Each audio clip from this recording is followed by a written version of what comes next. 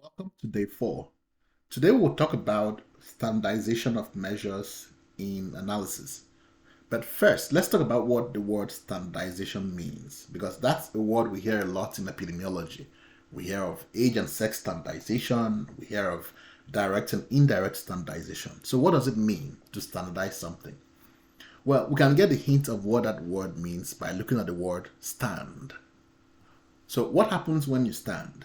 Well, you put your left foot somewhere and you put your right foot on the other location and you stand upright. For you to stand upright, both of your feet must be on the same level. You can't have one foot up here and the other foot down here. That's a recipe for disaster. So, the same way we have to stand with our feet on a level plane for us to be upright, that is the same thing we need to do in standardization. We need to make sure that the two things that we're comparing are standing on the same footing, they're on the same level. Otherwise, that creates bias. So that's what standardization means, making sure that we're comparing apples to apples and oranges to oranges, that the two things are on the same footing, are on the same level. Now, why is that important? Well, many times when you're analyzing complex survey data or just any research projects in general, you might come across two things that are similar but not identical. They are not on the same level, they're not on the same footing. And so, for you to be able to make any meaningful comparisons that are valid, you have to standardize them. Let's look at an example. In our survey question on smoking, we have two questions that sound similar but are very different. The first one is among daily smokers. It says, on average, about how many cigarettes do you now smoke a day? The other was among non-daily smokers, and that one said, on average, when you smoked during the past 30 days, about how many cigarettes did you smoke a day? Now, those two questions sound very similar. After all, they both end in smoke a day. But they couldn't be more different. One is saying, how many cigarettes do you smoke every single day? The other one is simply saying, on the days that you did smoke in the past 30 days, how many cigarettes did you smoke on average? Very different things. So we can't necessarily compare the two because that would be like comparing apples to oranges. So how then can we compare them?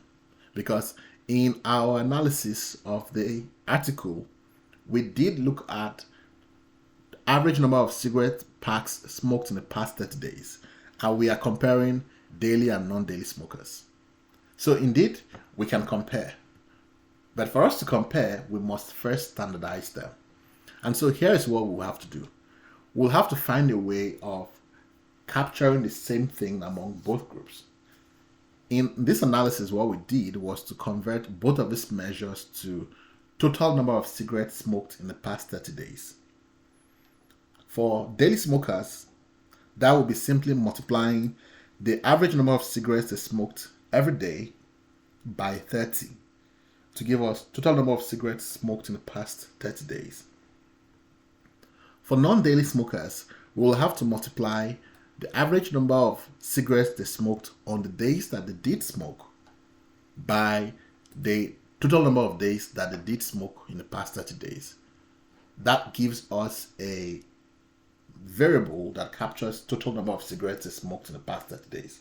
So that's how we're going to go about taking the information from those variables and creating one new column, one new variable that has all the information, but in a way that both are on the same footing. In other words, both are standardized. So let's go about implementing this operationally and see how we'll go do that step by step. So first step is we have to make sure that we treat missing values. That is always the first step in any analysis. Take care of the missing values first. So here we see that values of 97, 98, or 99 are missing for all three of them. So in any analysis, you have to take care of your business with missing values first before you proceed. So that this will not be any exception. So we're going to take care of the missing values first. Next, we will then create these variables. For daily smokers, we'll take this variable, sig now, and multiply by 30 to give us the first variable we'll create. Next, we will then create a second variable among non-daily smokers by multiplying the number of cigarettes they smoke on the days that they did smoke by the total number of days on which they smoked. And that will give us a second variable. Then our last step will be to combine those two variables into one single column so that we can then do analysis such as this. So let's head over to the chi-squares platform and do those steps we have outlined. So first, let's replace the values that are indeterminate with missing. To do that, we'll come to data processing, find and replace. We will select the variables that we want to work on, and those are cigarettes 30 days, smoke 30 days, and signal. The value to find are 97, 98, 99. So you can enter as many values as you want, but you have to make sure you put a comma in between the values. Then the last one says enter the replacement value. We want to replace with missing values, so we're going to check this box and click on replace. So again, handling of missing values should always be the first step in any analysis that you perform. So now that we've taken care of that, let's move on to the next step, which is to calculate the total number of cigarettes smoked in the past 30 days among daily smokers. And for that, we are taking this variable and multiplying it by 30 to give us this. So let's create that. We'll come here, and now we'll come to data processing, arithmetic transformations. Arithmetic simply means things like times or plus and so on and so forth. So we want to select this, and then we want to select operations between a variable and a constant. A constant is a number like 30. So we will select this particular operation. We'll select the variable we wish to use, which is signal, and the constant number is 30, and the operator is multiply. We can give the variable a new name like daily cigs 30 days. In other words, among daily smokers, the total number of cigarettes smoked in the past 30 days. Try to give your variable names to be things that are intuitive. So when you assign a name that is intuitive, it becomes easier for you to remember what it means. And with that, we can then click on transform. Right, so our variable has been created. This is it right here.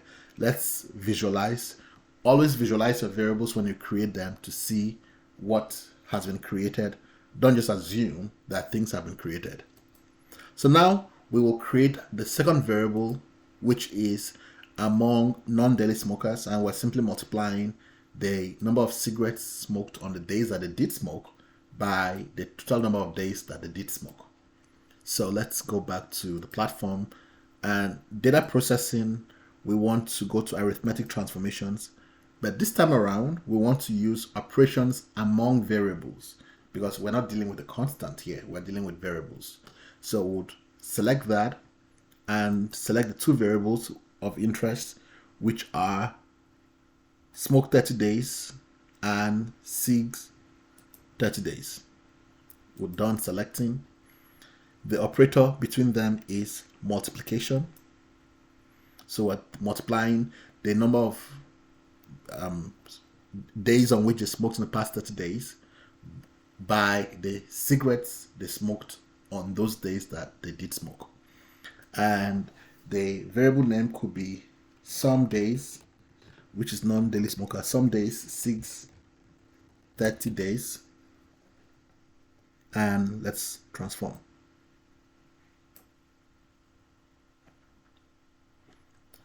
And again, we want to visualize this variable to make sure it was created very well. So clicking on the visualization, we can see the variable has been created. You can always change the type of plot to, if that helps. And now we want to finally create the last variable, which just simply takes these two variables and stacks them in one column. If data analysis is all about data reduction, meaning that we want to reduce the dimensionality of the data. In other words, we want to take a big data set and make it smaller. So one way is to say, instead of having two different variables and analyzing them separately, we can now put them together in the same under the same roof, because they are both measuring the same thing, which is total number of cigarettes smoked in the past 30 days. So, and these two groups are mutually exclusive, so we can just stack them together in the same column. To do that, we come to data processing, again, arithmetic transformations among variables. I will select the two variables we just created, which is total cigarettes smoked in the past 30 days among non-daily smokers and that among daily smokers. And we'll select our operator as plus. So, and we give the name. We can call this total cigs in the past 30 days.